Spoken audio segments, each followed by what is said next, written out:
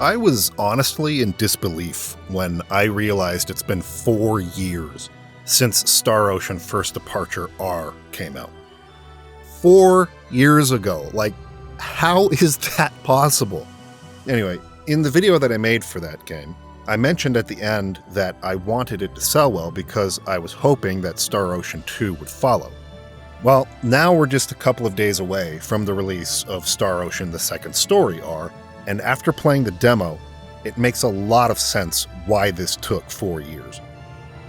While First Departure R was an HD port of the PSP release with a couple of added bells and whistles, The Second Story R is a complete overhaul. Rather than porting Second Evolution, they've totally remade the game. The visual changes are of course the most obvious.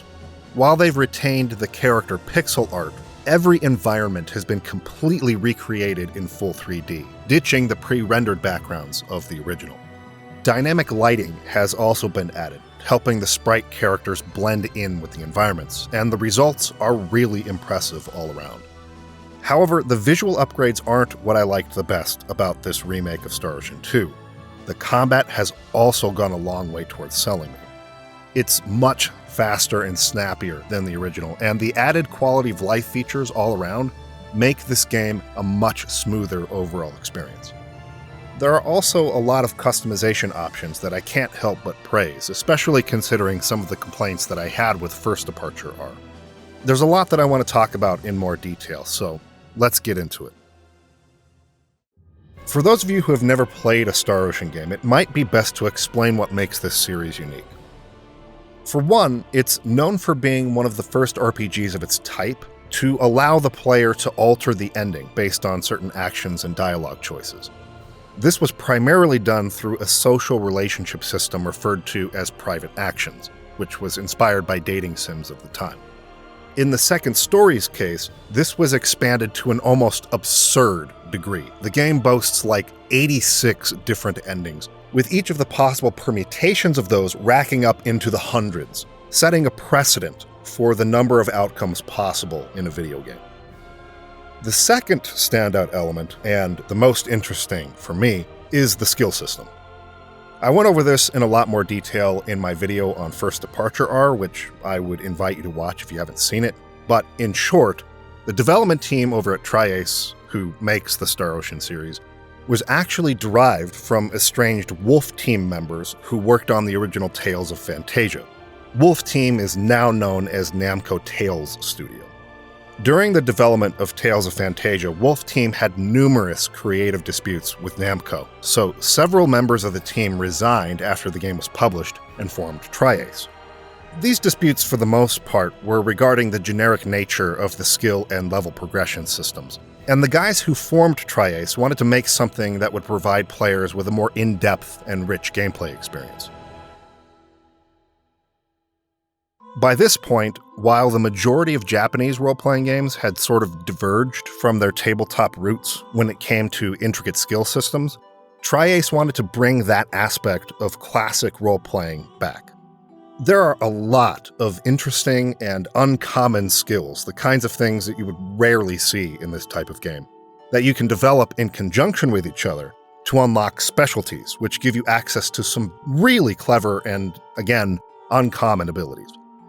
For example, the Familiar specialty allows you to send an animal out to grab items and ingredients from a town if you're stuck in a dungeon and have run out of healing items. And there are several other examples that are just as unique as this, but I'll let you discover how they work on your own. Now, you won't actually get to see how this works in the early sections of the game that are covered by the demo, which is why I wanted to make sure to mention this to give you a taste of what you can expect from the full game. As for the visuals, I really like what they've done here, though I wouldn't blame anyone who said that they missed the pre-rendered backgrounds from the original. Admittedly, I'm a huge fan of the look of pre-rendered backgrounds from PS1 RPGs. They were so often packed with detail that you just couldn't get from a real-time rendered environment in those days. Using this method, developers only needed to render a single frame from an environment, then put that single image in the background, which meant the game didn't need to render any geometry or textures in real time. It's quite literally just a JPEG that the characters run around on. However, this gave developers the ability to pack these single-frame images with incredible detail, making them the equivalents of matte paintings that were used in old films to extend movie sets.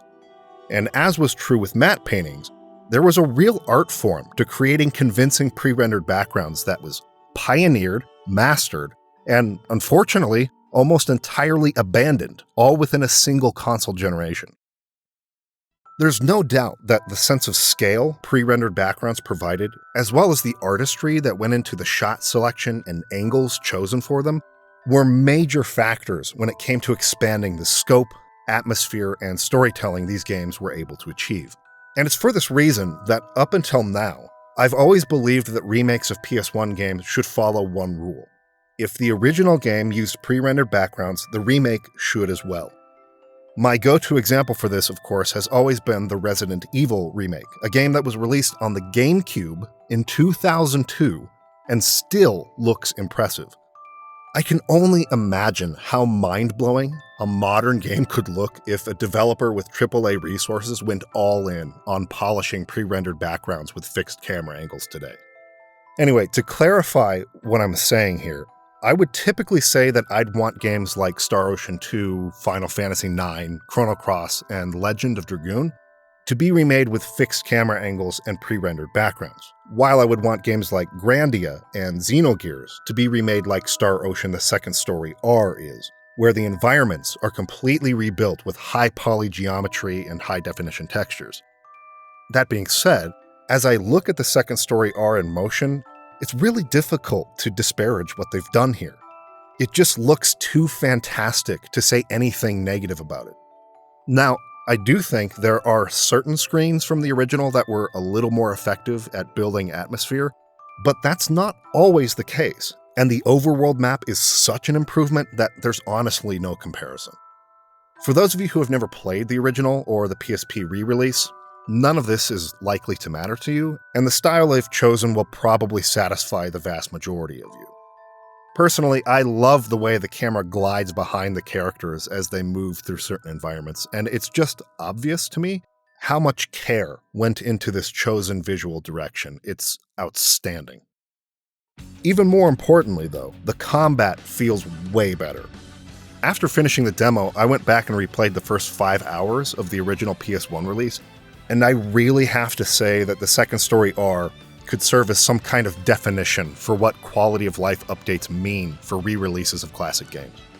You no longer have to hold the square button to move around freely in battle, targeting enemies is improved, switching characters is improved, there's now a dodge button and counterattack system by default, whereas in the original counterattacking was a skill that had to be learned.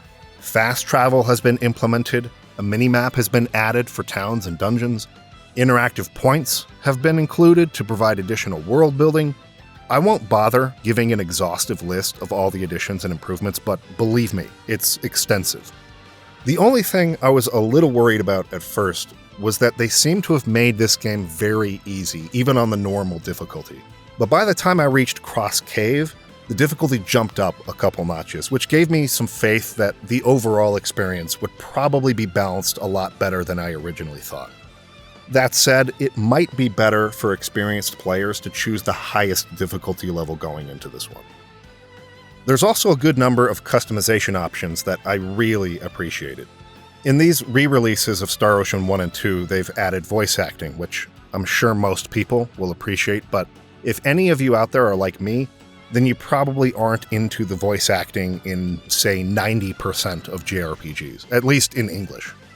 These days, that is rarely an issue of voice talent. I'm certain it's not that. It's most often an issue of voice direction. There's just a certain style to anime voice acting that I've never really liked, and that style is, not unsurprisingly, used here as well. Thankfully, this time around, which was not true for First Departure R, you can turn the voice acting off altogether, which is my preferred way of playing. But you can also switch between two different sets of Japanese voice casts if you'd prefer that. The PSP voice cast from Second Evolution, or the new cast for this version. Going even further though, and this is what really blew my mind, You can choose which Japanese voice actors individually you prefer for each character, which I never would have expected. In English, while they did re-record all of the lines in this version, they hired almost the entirety of the original cast from the PSP release. So while the delivery might be slightly different, the actors themselves, for the most part, are exactly the same. You can also switch between the original soundtrack and the new reorchestrated version. All of these options are nice additions and allow the player to customize the presentation to their individual taste, and that's always a good thing as far as I'm concerned. So yeah, the demo really impressed me. I'm excited to play the final build here in a couple of days, and I figured I'd do what I could to put it on other people's radars as well. This is definitely shaping up to be a really solid effort as far as Square Enix re-releases go. It's releasing on November 2nd on PC, PS5, PS4, and Nintendo Switch. This game is considered a classic for a reason. It's one of the best RPGs from that era, and I really think it's worth looking into. So download the demo, give it a shot, but just understand that there's a lot more to the game, particularly regarding skills and building characters, than you're going to get from that demo.